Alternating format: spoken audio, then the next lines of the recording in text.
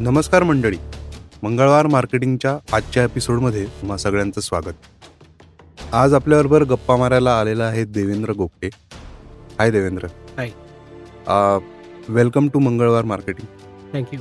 आणि तुझी खूप इंटरेस्टिंग स्टोरी आहेच, पण मला एक लिसनर्सना सांगावंसं वाटेल की जवळपास 15-1 वर्षांचा एक्सपिरियन्स घेऊन त्यांनी 2021मध्ये त्याची स्वतःची कंपनी चालू केली, ज्याचं नाव आहे अरण्यामी. मोस्टली वाईल्ड लाईफ सफारीज आणि ट्रॅव्हल या सेक्टरमध्ये अरण्यामी काम करते. तर त्याचा हा 15 वर्षाचा एक्सपिरियन्स, त्याच्यात नंतर चालू केलेली कंपनी, त्याच्यात त्याचे काय लर्निंग्स आहेत आणि अंडरलाईंग एक एक्सपिरियन्स मला खूप चांगला वाटतो त्याचा, की तो 15 वर्षाचा त्याचा जंगल एक्सपिरियन्स आहे. तर या जंगल एक्सपिरियन्समधनं त्यांनी काय काय शिकला आहे तो, आणि त्याच्या या एक्सपिरियन्समधनं आपल्याला काय काय शिकता येईल, हे आपण आज पाहणार आहोत. सो देवेंद्र, अरण्यामीची सुरुवात कशी झाली आणि त्याचं नाव ते खूप इंटरेस्टिंग आहे, तर त्याची ही बॅक स्टोरी आम्हाला सांग. ओके. सुरुवात त्याची अशी झाली, कारण बऱ्याच लोकांची ज्याप्रमाणे सुरुवात झाली की कोविड इम्पोज्ड जे काही लॉकडाऊन्स होते, त्याच्यानंतर बऱ्याच लोकांनी नवीन काहीतरी करायचं ठरवलं. बरोबर. सो मी पण त्याच फील्डमध्ये नवीन, म्हणजे इतके वर्ष मी नोकरी करत होतो. मी म्हटलं याच्या पुढे आता स्वतःच कंपनी सुरू करून बघूया, जमतंय का. राईट. फॉर्च्युनेटली तो आधीचा तू म्हणालास त्याप्रमाणे एक्सपिरियन्स होता, आणि म्हणून मग मी I decided to go on my own. Right. आणि ही कंपनी सुरू केली, right. Aranyami wilderness safaris. Yes. So Aranyami हे नाव पण फार युनिक आहे किंवा वेगळं आहे. तर त्याच्या संबंधी पण सांग की ते कसं फॉर्म्युलेट झालं, किंवा त्याचे अजून काही ऑप्शन्स तुझ्या डोक्यामध्ये होते का?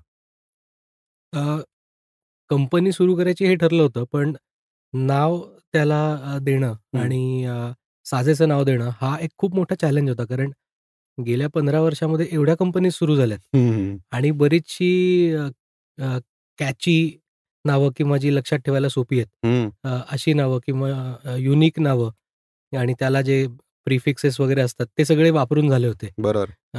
म्हणजे काय आउटडोअर्स असतील किंवा ट्रॅव्हल अँड फोटोग्राफी असेल, टूर्स असेल, आपण काय करणार? जंगल मित्र आहे, पॉज बरंच काय काय आहे, आहे. विल्डरनेस आहे, राईट. सगळंच आणि झालंय. वाईल्ड हा शब्द तर खूप कंपनीजनी वापरलेला आहे. बरोबर.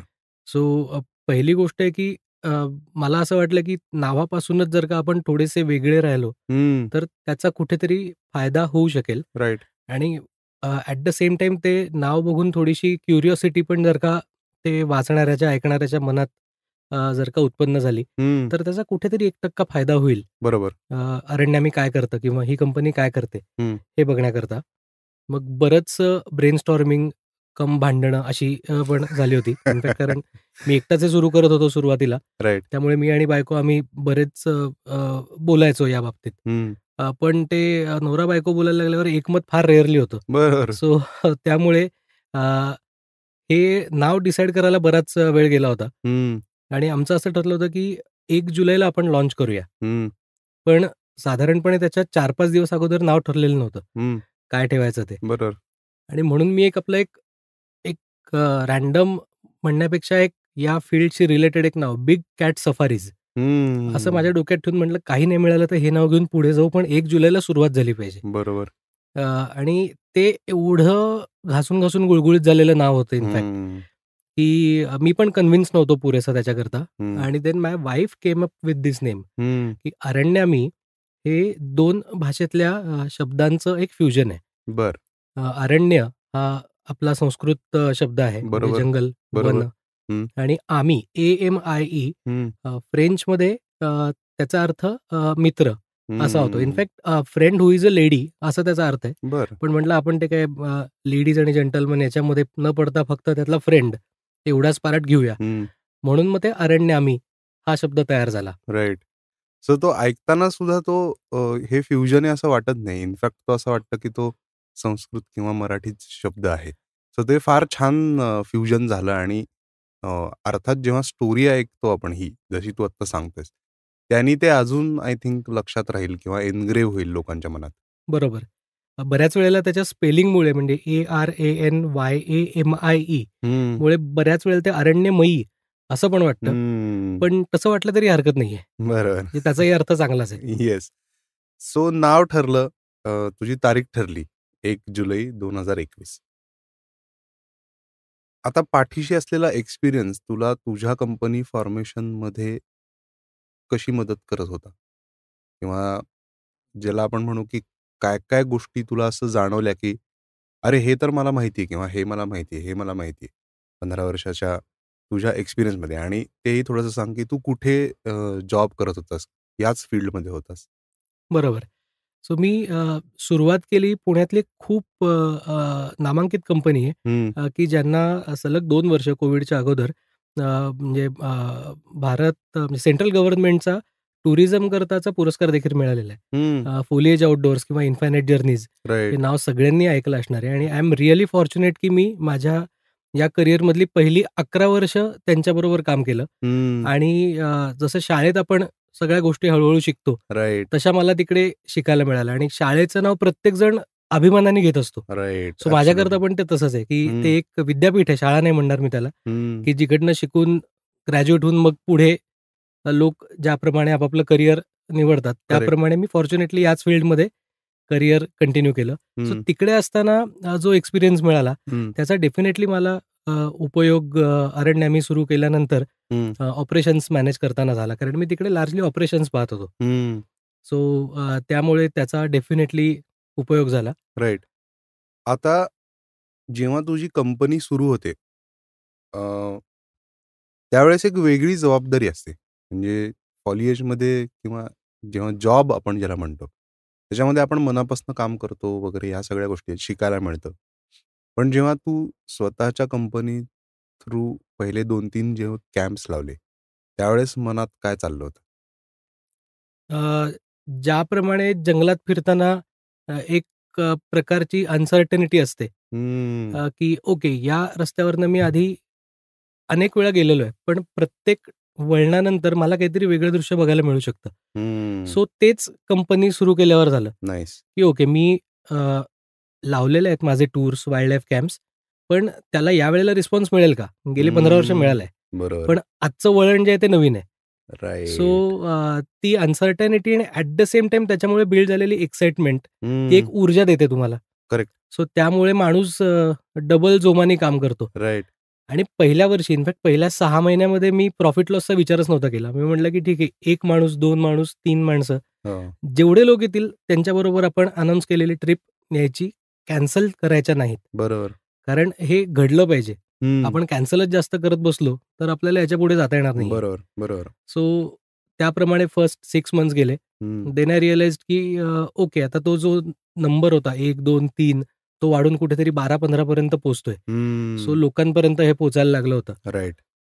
सो वर्ड ऑफ माउथचा किती याच्यामध्ये फायदा आहे? कारण बरेचसे म्हणजे टूर कंपनीज म्हण किंवा स्टार्टअप्स जे नुकतेच चालू केलेले आहेत. ते अनेक लोकं किंवा त्या अनेक लोकांशी मी बोलतो. अ, आणि त्यांचा हा प्रॉब्लेम असतो, की मला खूप भारी मार्केटिंग स्ट्रॅटेजी पाहिजे. ज्याच्यातनं खूप लोकं त्यांच्या टूर्सला येतील. लीड जनरेशन म्हणा असं.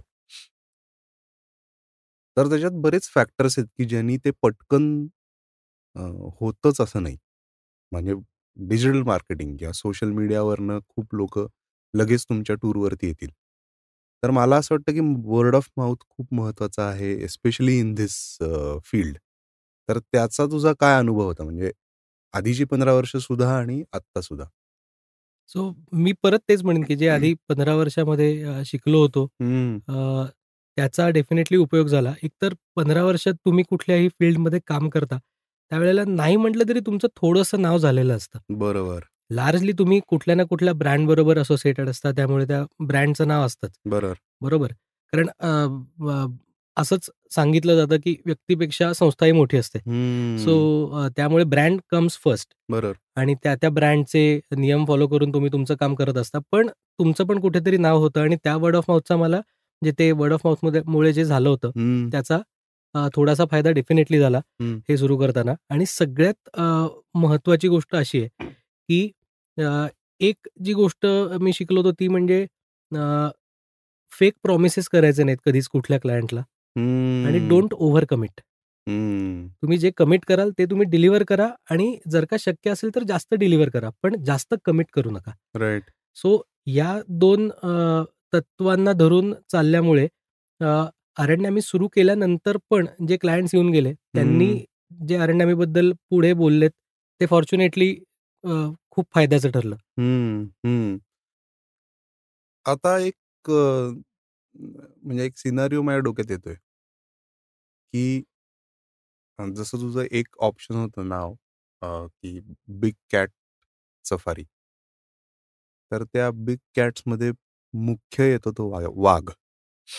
तर खूप सारे लोकांना तो वाघ बघायचा असतो, विच इज नॅचरल. हे ते बघण्यात ती मजा आहे डेफिनेटली. पण असा सिनेरिओ कन्सिडर करू, की तुझ्याकडे बुकिंगसाठी एक फॅमिली आली आहे आणि ते म्हणतात, की आम्हाला XYZ जंगलात जायचंय, पण आम्हाला वाघ दिसला पाहिजे. तर अशा रिक्वेस्ट तू कशा हँडल करतोस? अशा 99% किंवा अशा रिक्वेस्ट्स येतात असतात. का? अशा 99% असतात.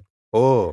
सो मी त्यांना एकच सांगतो, की समजा तुम्ही 5 किंवा 6 सफारीज करता जंगलात जाताय आणि तुम्ही वाघच शोधत बसलात, तर वाघ म्हणजे पूर्ण जंगल नाहीये. पूर्ण जंगलातले जे वेगवेगळे एलिमेंट्स आहेत, ते वाघाला त्या जंगलात राहायला मदत करतात. मग हं. त्याच्यामध्ये तिकडचे वृक्ष आले, तिकडचे इतर प्राणीमात्र आले. सो जर का तुम्ही फक्त वाघाच्याच मागे पळालात, तर या बाकी गोष्टींकडे दुर्लक्ष कराल. प्राण्यांकडे, पक्ष्यांकडे, वेगवेगळे लँडफॉर्म्स बघायला मिळतात. वेगवेगळे लँडस्केप्स पाहायला मिळतात त्यांच्याकडे. तर जर का तुम्ही सगळ्या गोष्टी तिकडच्या ॲब्झॉर्ब करायचा प्रयत्न केला, तुम्हाला वाघ दिसायची प्रोबॅबिलिटी ऑटोमॅटिकली वाढणार आहे. पण जर का तुम्ही एकाच प्राण्याच्या मागे पळालात आणि तो दिसला नाही, तर तुमच्या 5 किंवा 6 सफारीज या वेस्ट जातील. सो तुम्ही ज्या गोष्टी करता जाताय, तुम्ही जंगल सफारी करता जाताय किंवा जंगल पाहण्याकरता जाताय, तर जंगलातल्या मॅक्सिमम गोष्टी परत घेऊन येण्याच्या दृष्टीने त्याच्याकडे बघा आणि वाघ बघायला जातोय म्हणून त्याच्याकडे बघू नका. वाघ हे बाय प्रॉडक्ट असलं पाहिजे हं. जंगल सफारीचं. राइट. सो आता हा एक्सपिरियन्स जसं तू आत्ता सांगतोयस, तो पहिल्या ट्रिपमध्ये वाघ दिसला तर कदाचित त्यांना हे पटू शकेल. पण असे काही येतात का कस्टमर्स, की काय 2 जंगलं केली पण आम्हाला वाघच नाही दिसला किंवा अशा टाइपमध्ये, की आम्हाला ह्या सफारीमध्ये वाघच नाही दिसला. हो, असे येतात. सो काय होतं, की कुठल्या सीझनमध्ये तुम्ही जंगलात जाताय राइट. आणि किती वेळ स्पेंड करताय. हं. कुठल्या सफारी झोन्समध्ये सफारी करताय. हं. अ, हे सगळंच महत्त्वाचं आहे. हं. आता कॉर्बेट सारख्या सुंदर जंगलाला नावं ठेवणारे हजार एक लोक मला माहिती आहेत. आम्ही हं. कॉर्बेटला गेलो होतो, पण आम्हाला काहीच दिसलं नाही. हं. जर का तुम्ही एवढ्या मोठ्या जंगलात जाऊन एकच सफारी केली आणि तुमच्या हां. अपेक्षा असेल, की नाही सगळे प्राणी मला भेटायला यावेत त्यावेळेला, तर दॅट इज नॉट पॉसिबल. तर त्यामुळे जेवढं मोठं जंगल आहे, जेवढं बरोबर. समृद्ध जंगल आहे, ते अनुभवण्याकरता तुम्हाला वेळ पण जास्त द्यायला पाहिजे. द्यायला पाहिजे तिकडे. Right, right, right, right, so right. वेळ जास्त देणं हे खूप महत्वाचं आहे. हं. उन्हाळ्यामध्ये थोडंसं ईझी पडतं, की तुम्ही पाणवठ्यावर जा, थांबा. वाघ त्या भागात जे असतील ते बाहेर येतील. पाणी बरोबर, वाघाला लागतं कारण बरोबर. त्यामुळे. सो नाही हे खूप इंटरेस्टिंग आहे कारण की म्हणजे मी थोडंसं ह्याच्यातनं स्टार्टअप्सशी पण पॅरलल ड्रॉ करतोय, की खूप पटकन गोष्टी घडाव्यात किंवा सगळं एकदम आपल्याला मिळावं अशी पण बऱ्याच एंटरप्रेन्योर्सची इच्छा असते. तर जसं तू म्हणतोयस, की इथे प्रत्येक जंगलामध्ये, जंगलाच्या टाइपमध्ये वेळ देणं किंवा मल्टिपल ट्रिप्स करणं असेल, त्याच्यामुळे तुम्हाला हळू गोष्टी समोर दिसायला लागतात आणि मग बेसिकली जंगलाची एक इकोसिस्टम जी आहे, ती लक्षात यायला हळू सुरुवात होते.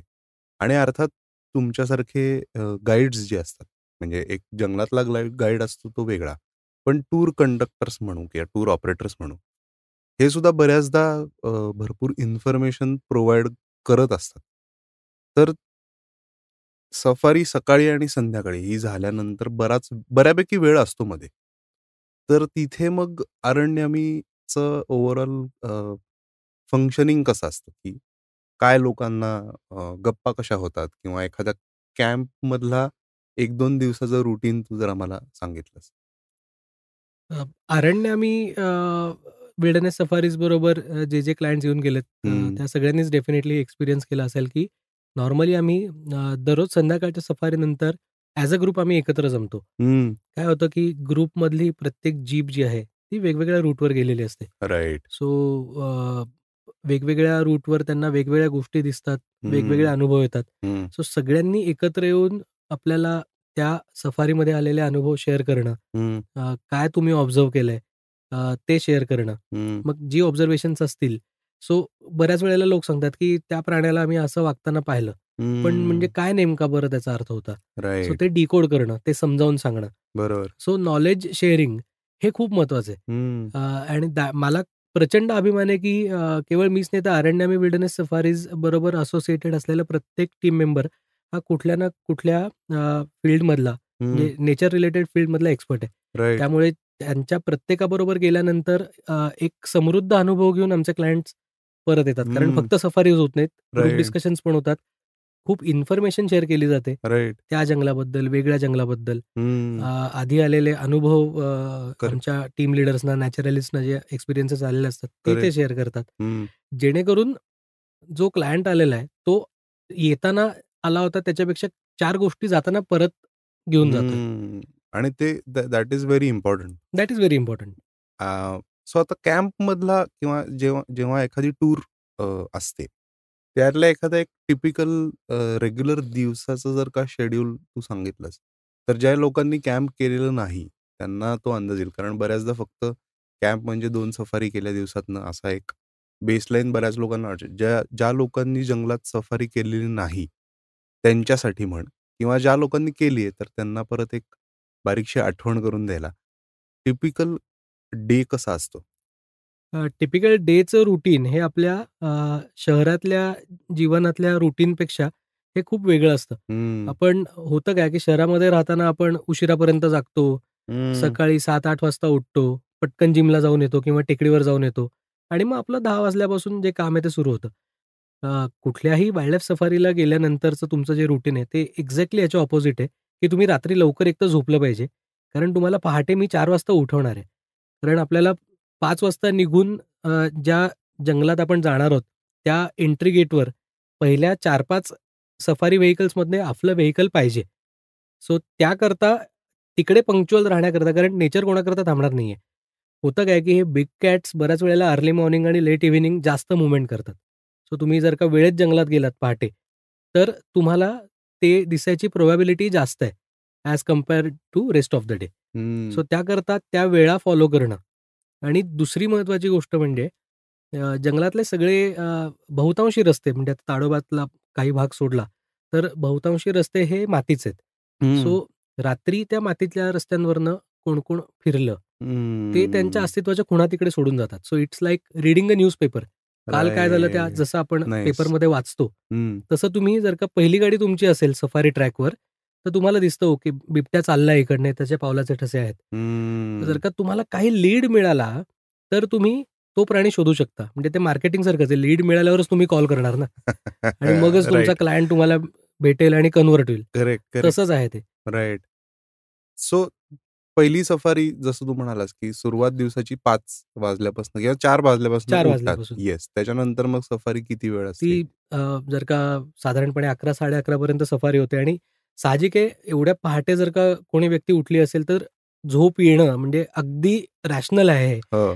तर मग दुपारी विश्रांती हं, आणि मग पोस्ट लंच सेकंड सफारी. ती हं. टिपिकली 3-3:30 वाजल्यापासून 5:30, 6, 6:30 right, depending on the sunset timing in that particular area. Right. तशी ती असते आणि मग पोस्ट इव्हनिंग सफारी सगळे एकत्र बसतात. ग्रुप डिस्कशन्स होतात. Dinner, lights of.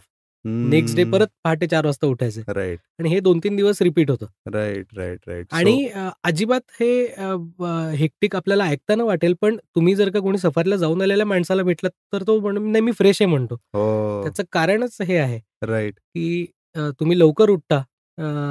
ज्या जंगलांमध्ये जाता तिकडे व्हेइक्युलर पोल्युशन फारसं नाहीये हो, सिटीजसारखं. हो, हो. त्यामुळे तुम्ही जास्त फ्रेश होऊन परत येता. आणि शिवाय तो समृद्ध करणारा जंगलातला अनुभव हा सुद्धा गाठीशी असतो. त्यामुळे आज काय दिसलंय ह्याच्यापेक्षा उद्या काय दिसणार आहे ही ही पण एक उत्सुकता असते किंवा जर म्हणजे असं बऱ्याचदा म्हणतात ना, की पहिल्या-दुसऱ्या सफारीत जर वाघ दिसला, तर मग 4थ्या-5व्या सफारीत लोकं म्हणतात, की "हां, ठीक आहे, आम्ही वाघ बघितलाय." पण जर 4थ्या-5व्या सफारीपर्यंत वाघ दिसला नसेल, तर ती उत्कंठासुद्धा वाढलेली असते. सो आता मला एक प्रश्न तुला असा विचारायचा आहे, की आता इतके टूर किंवा ऑपरेशन्स किंवा बिझनेस हा भाग आपण थोडा बाजूला ठेवू. पण 15 वर्ष तू जंगलामध्ये हिंडतोयस. वेगवेगळ्या जंगलात वेगवेगळ्या वेळी गेलेला आहेस. वेगवेगळ्या लोकांबरोबर गेलेला आहेस. तर या 15 वर्षात जंगलाकडनं तुला काय-काय शिकायला मिळालं? सगळ्यात महत्त्वाची गोष्ट मी सांगेन पेशन्स. हम्म. जर का मी जंगलात जाऊन एवढ्या वेळा सफारीज केल्या नसत्या किंवा मी या फील्डमध्ये नसतो, तर आय एम नॉट शुअर की मी एवढा पेशंट असतो की नाही. तर हम्म. सगळ्यात मोठं देणं मला जे जंगलाने दिलेलं आहे, ते म्हणजे पेशन्स. हं. कुठलीही गोष्ट घाईघाईनी होऊ शकत नाही. हं. म्हणजे जसं आपण म्हणतो, की जेव्हा तुम्ही एखादं बी लावता, हं. त्यावेळेला लगेच दुसऱ्या दिवशी त्याला अंकुर फुटणार नाहीयेत. बरोबर. तेवढा वेळ जायलाच पाहिजे. So right. तसं आहे. पेशन्स आपण वाचलेलं खूप असतं, की बरोबर. पण जोपर्यंत तुम्ही एक्सपिरियन्स करत नाही हं. आणि असं म्हणतात experience is the best teacher. हं. सो त्यामुळे मला पेशन्समुळे बऱ्याच गोष्टी अ, काय म्हणता येईल शक्य झालं असं आपण म्हणू शकतो. राइट. आणि दुसरी गोष्ट की एकाच गोष्टीकडे वेगवेगळ्या प्रकारे अ, बघू शकणं. म्हणजे जसं हं. आपण त्याच वाटेवरनं मी मगाशी म्हटलं त्याप्रमाणे अनेक वेळेला गेलेलो असू, तरी तुम्हाला प्रत्येक वळणावर नवीन गोष्टींचा एक्सपिरियन्स येऊ शकतो. हं. सो तुम्हाला जंगल पण वेगवेगळ्या गोष्टींकडे वेगवेगळ्या प्रकारे बघायला शिकवतं. हं. त्याच एलिमेंट्सकडे. बरोबर. सो तेच की तुम्ही जरा जास्त 2-3 अँगल्सनी आणखीन विचार करू शकता. Right, so right. या 2 गोष्टी मला वाटतं की खूप महत्त्वाच्या आहेत, ज्या निसर्गाने किंवा जंगलाने शिकवल्यात. अमेझिंग. आता हा प्रश्न विचारणं काय म्हणतात त्याला, तू हा डॉज पण करू शकतोस. कारण तसा सोपा प्रश्न आहे, की आवडतं जंगल कुठलं? किंवा तू असंही म्हणशील, की "अरे, खूप आवडतं." पण गिव्हन अ चॉईस, तू कुठलं जंगल निवडशील आणि का?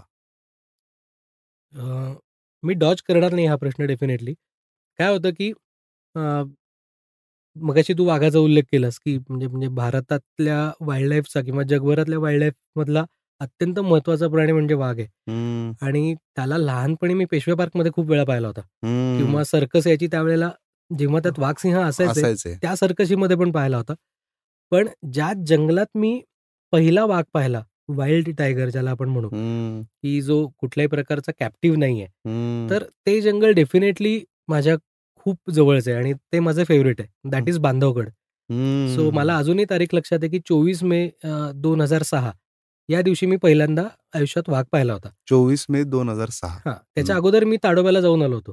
हं. पण ऑफकोर्स ताडोबामध्ये आम्हाला त्यावेळेला सायटिंग झालं नव्हतं. हं. पण बांधवगडमध्ये ती कसर भरून निघाली. नाईस. सो पहिलं जंगल जे डोक्यात येतं, की आता जंगलात जायचंय. असं जर एकच चॉईस दिला, तर तू बांधवगड निवडशील. कधीही. काय स्पेशल आहे बांधवगडचे जंगल? अ, बांधवगडच्या जंगलाच्या बाबतीत बोलायचं झालं तर तिकडे असलेली हॅबिटॅट डायव्हर्सिटी मला प्रचंड आवडते. म्हणजे ऑफकोर्स त्या प्रत्येक जंगलाचे फॉरेस्ट डिपार्टमेंटनी झोन्स वगैरे केलेले असतात त्यांच्या बेटर मॅनेजमेंटकरता. पण बांधवगडचं जंगल अशाकरता मला प्रसिद्ध वाटतं, की जरी तुम्ही उन्हाळ्यात तिकडे गेलात, तरी त्या जंगलामध्ये जे नॅचरल वॉटर बॉडीज आहेत, त्या मुळे त्या जंगलाला आलेलं जे सौंदर्य आहे किंवा काही भागामध्ये साल नावाची झाडं आहेत ती खूप आहेत. तो सालमुळे असलेलं सुंदर जंगल. काही ठिकाणी बांबू आहे, काही ठिकाणी ओपन मेडोज आहेत, काही ठिकाणी छोट्या टेकड्या आहेत किंवा बांधवगडमध्ये माणसांचा पण आधी माणसं आधी राहिली होती तिकडे. म्हणजे त्या किल्ल्यावर किंवा किल्ल्याच्या खाली देखील. तर त्यांच्या अस्तित्वाच्या ज्या खुणा आहेत तिकडे. सो ते पण त्या जंगलाला एक वेगळा इंटरेस्टिंग एक हॅबिटॅट देतात. आणि ऑफकोर्स माझे त्या इतके वर्ष जंगलात जाऊन झालेले जे मित्र आहेत सगळे, तिकडचे हम्म. वेगवेगळे ड्रायव्हर्स असतील, गाईड्स असतील, अ, त्यांच्यामुळे देखील ते जंगल खूप स्पेशल होतं. एक्झॅक्टली. तो पण पॉइंट फार महत्वाचा आहे, की तिथली जी हे लोकल जी माणसं आहेत, ती एका वेगळ्या पद्धतीने या सगळ्या जंगलाकडे पाहत असतात. तिथे रोज जात असतात गाईड्स फॉर एक्झाम्पल किंवा ड्रायव्हर्स.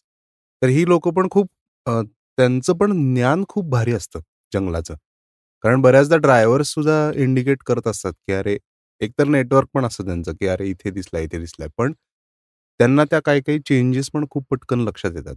तर तेही खूप शिकण्यासारखं आहे म्हणजे त्यांच्याकडनं. ते नक्कीच आणि बरेचसे गाईड्स आहेत जे आता म्हणजे त्यांनी वयाची 50शी वगैरे पार केलेली आहे आणि ते अगदी 19-20 वर्षाचे असल्यापासून गाईड म्हणून काम करतात किंवा 25-26 वर्षाचे असल्यापासून कमाल. इतकी वर्ष आणि ऑलमोस्ट दररोज किंवा हम्म. अल्टरनेट डेज जंगलात जाऊन देखील ना अ, त्यांच्यात असं कुठे जाणवत नाही, की हां, इकडे मी दररोजच जातो आणि हो. परत-परत मला तेच-तेच काय राईट, सांगायचंय. Right, right, right, right. असं अजिबात ते करत हो, नाहीत. उत्साह असतो खूप. उत्साह असतो आणि बरोबर. मला वाटतं ते जंगलात जातात म्हणूनच तो उत्साह आहे. एक्झॅक्टली. हे तुम्ही शहरात फिरा, पण तो उत्साह तुमचा राहू शकत नाही. Correct, correct. So wild life safaris हा एक भाग आहे अरण्यामीचा. तर अजून काही ऑफरिंग्ज आहेत किंवा तुम्ही अजून कसं बिल्ड करताय किंवा ओव्हरऑल टीम एक्सपान्शन आता माझ्या मते होत असेल. तर या सगळ्या गोष्टींकडे तुम्ही कसं बघताय म्हणजे तुमची टीम रादर? अ, सुरुवात केली त्यावेळेला मी एकटाच हे सगळं बघत होतो. राइट. म्हणजे सगळं कॅलेंडर पण मीच करायचो, त्याचं हं. बॅकएंडही मीच पाहायचो. अ, ऑपरेशन्सही मीच पाहायचो आणि मग पहिल्या 2-3 महिन्यानंतर मी टीम जमवायला आणि वाढवायला सुरुवात केली. हं. अ, अरण्यनामीला वर्ष होऊन गेल्यानंतर पहिला फुल टाईमर अरण्यनामीबरोबर असोसिएट झाला. जो एक हं. अत्यंत उत्कृष्ट नॅचरलिस्ट आहे, हं. पुण्यातला अमेय चंद्रचूड म्हणून. अ, त्याच्यानंतर आम्ही थोडंसं आजकाल काय सोशल मीडियामध्ये मागे राहून चालत नाही. बरं. त्यामुळे सोशल मीडिया बघण्याकरता एक छोटी टीम दोघा-तिघांची अपॉइंट केली नाईस. आणि आता होतं काय की फक्त वाईल्डलाईफ सफारीजच आम्ही ऑफर करतो. हं. त्यामुळे बाकीचा जो टुरिझमचा पार्ट आहे, हं. म्हणजे वाईल्डलाईफ टुरिझम हे खूप छोटं आहे हं. इंडियाचा जर का विचार केला तर करेक्ट, करेक्ट. आणि बघण्यासारख्या बाकीच्या जागा पण खूप आहेत. बरोबर. सो तिकडे पण सर्व्हिसेस देता याव्यात. हं. याकरता रिसेंटली ग्लोब अँड बियॉन्ड नावाची जी कंपनी आहे, माझा मित्र आहे समीर जोशी त्याची. हं. सो त्याच्याबरोबर अरण्यामीनी एक सॉर्ट ऑफ मर्जर केलेलं आहे, की Globe and Beyond will take care of all the non wildlife part, nice. Bookings and execution दोन्ही बरोबर. आणि Aranyami will look after the all the jungle. Wildlife part. Nice. So अशा प्रकारे आम्ही हळू थोडंसं सो कंपनी बेसिकली मोठी झाली. मोठी झाली. नक्कीच. Nice, nice. आणि मग टीम मेंबर्स गोळा करताना किंवा किंवा जेव्हा जॉइन होत गेले लोकं, त्यावेळेसचा अनुभव तुझा कसा होता? म्हणजे हायरिंग मे बी तुझ्या केसमध्ये तसं हायर असं झालं नसेल. लोकं जॉइन झाले असेल आणि लाइक की काही आहे का अपॉर्च्युनिटी? तर मी करतो. असं झालं का प्रॉपर हायरिंग प्रोसेसमधनं तू गेलास? मी स्वतः का टीमसाठी? ओके. नाही तसं म्हणजे प्रॉपर हायरिंग प्रोसेसमधनं डेफिनेटली नाही गेलेलो. कारण हं. अ, जसं तू म्हणालास, की 15 वर्ष तू आधी एक्सपिरियन्स घेतलाय. सो हं. एवढ्या वर्षात ना अनेक माणसं जोडली गेलीत. नेटवर्क चांगलं फॉर्म नेटवर्क झालं. चांगलं बिल्ड झालंय. सो त्यामुळे मला माहिती होतं, की कोण-कोण आहे या फील्डमध्ये राइट. आणि अ, बऱ्याच लोकांच्या मी संपर्कात असतो. म्हणजे जरी मी हं. पुणेकर असलो, तरी मी काही एवढा असा माणूसगणा नाहीये.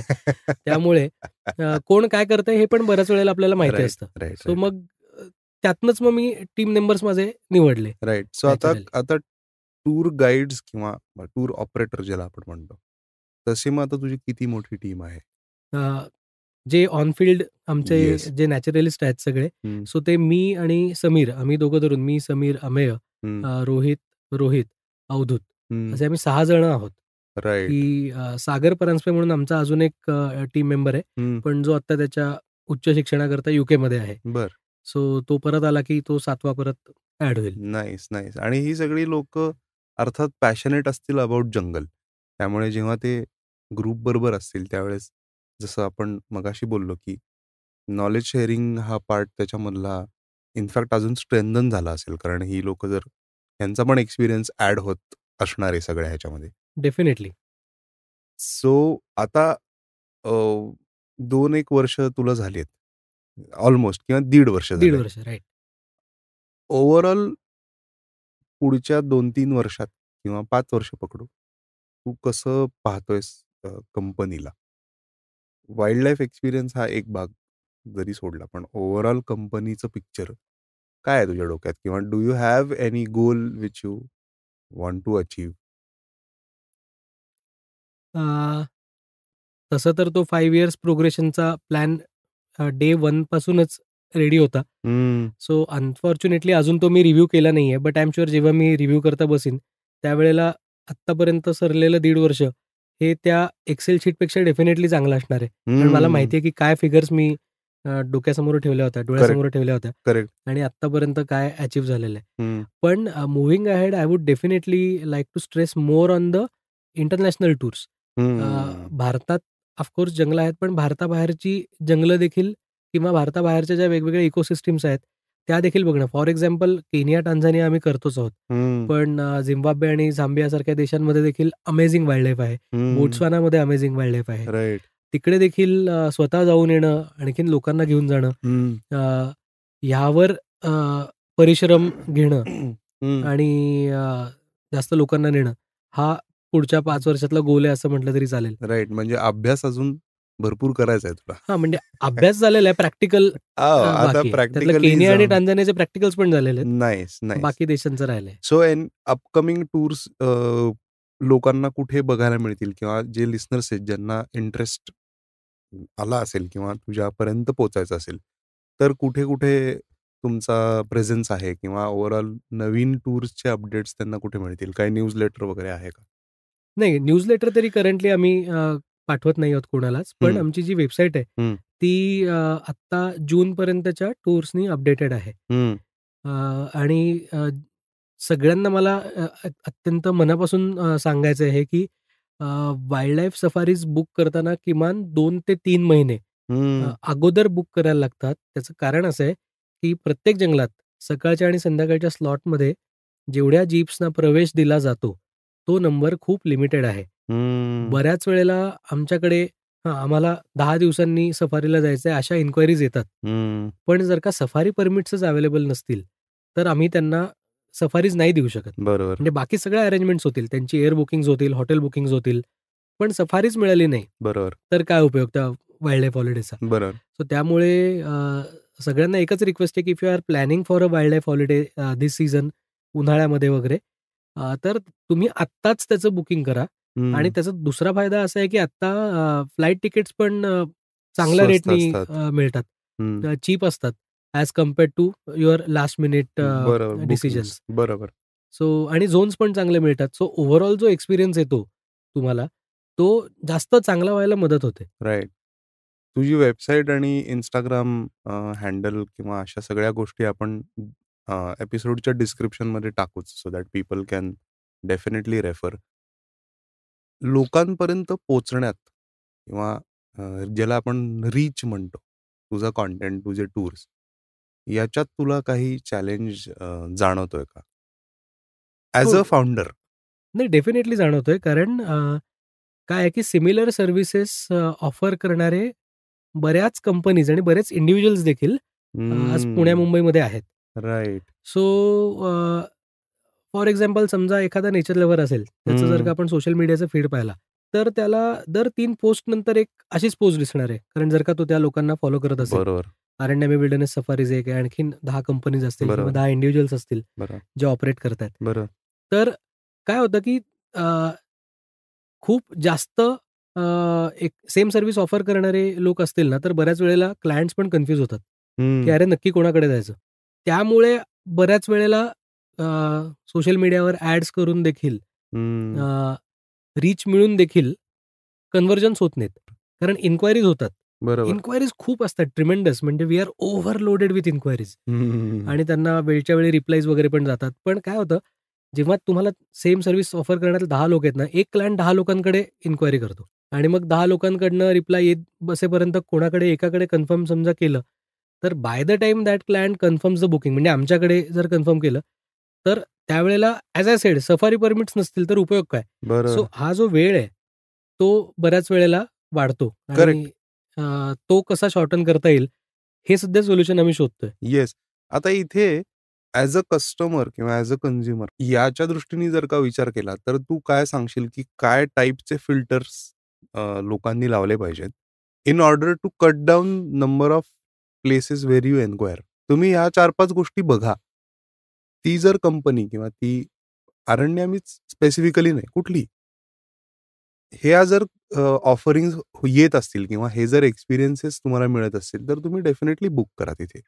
आणि तसं अरण्यामीचं त्या पॅरामीटर्समध्ये कुठे बसतंय. नाही मला वाटतं मी लावण्यापेक्षा क्लायंट्सच हे फिल्टर लावतात आणि फर्स्ट अँड फॉरमोस्ट फिल्टर हं. भारतामधला कॉस्ट हा आहे. हो. सो काय आहे की कॉस्ट एका पर्टिक्युलर कॉस्टच्या आत तुम्ही ऑपरेट करू शकत नाही. हं, कारण काय होतं की कुठलीही सर्व्हिस द्यायची म्हटली, तर हं. ती फ्री तर मिळत नाही. बरोबर, त्याला कॉस्ट लागतेच. बरोबर, सो फॉर एक्झाम्पल, तुम्ही नागपूरहून कान्हाला जाताय, बरोबर. बरोबर? तर तुम्ही नागपूरहून कान्हाला जाताना तुम्ही एका इनोव्हामध्ये 6 लोकांना ठेवताय का 4च लोकांना ठेवताय? हे हं. नुसती कॉस्ट बघून कळत नाही. करेक्ट. तो 5-6 तासाचा जो प्रवास आहे, त्यातला ट्रॅव्हल कम्फर्ट देखील महत्त्वाचा आहे. बरोबर. सो तिकडे जर का मी 6 किंवा 7 लोक एका गाडीत भरले, तर 5-6 तासानंतर ज्यावेळेला ते कानाला पोहोचले, अंबलेले असतील ते लोक. एक्झॅक्टली. सो तो तो देखील ट्रॅव्हल कम्फर्ट महत्त्वाचा आहे. करेक्ट. तुम्ही कुठल्या रिसॉर्ट्समध्ये राहता?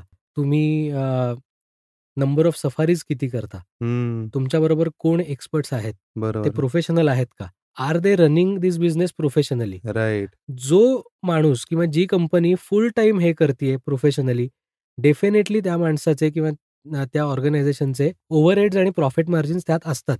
त्यांनी बरोबर. कॉस्ट वाढते. बरोबर. पण आपण प्रोफेशनल्सकडे उगाच जात नाही ना. एक्झॅक्टली, म्हणजे एक्झॅक्टली. जर का तुमच्या घरी कुठलं फंक्शन आहे आणि तुम्हाला चला फॉर एक्झाम्पल आजकाल एंगेजमेंटला देखील केक कापायची पद्धत आहे. बरोबर. तर तुम्ही कयानीतला मावा केक आणत नाही ना तिकडे. तुम्ही एक्झॅक्टली. कुठल्यातरी छान डेकोरेटिव्ह केक बनवणाऱ्या आर्टिस्टकडनं, प्रोफेशनल शेफकडनं तो बनवून घेता, राइट?